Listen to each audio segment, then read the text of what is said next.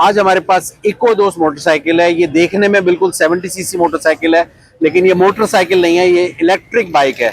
इसका शेप जो है वो बिल्कुल इलेक्ट्रिक बाइक का जो है वो आपका मोटरसाइकिल को देखते हुए 70 सीसी का डिजाइन किया गया है।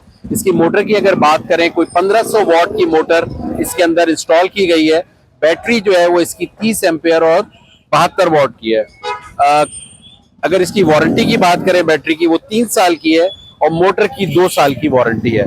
रेंज अगर हम इसकी देखें, जो कंपनी क्लेम करती है वो 70 किलोमीटर है सिंगल चार्ज के ऊपर, और 4 घंटे लगते हैं इसको चार्ज करने में।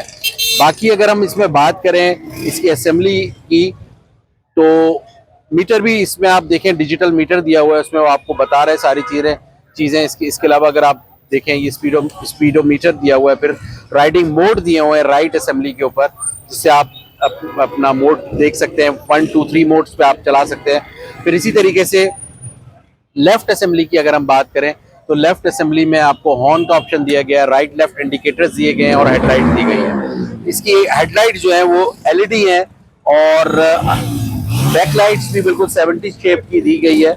और बाकी अगर आप देखें, कवर भी एक सीट के साथ लगाया गया है, और साइड कवर अगर आप देखें तो ये बिल्कुल 70 सीसी का लुक दे रहा है इसके अंदर। और जो कंपनी क्लेम कर रही है, इसको आप बारिशों में भी चला सकते हैं।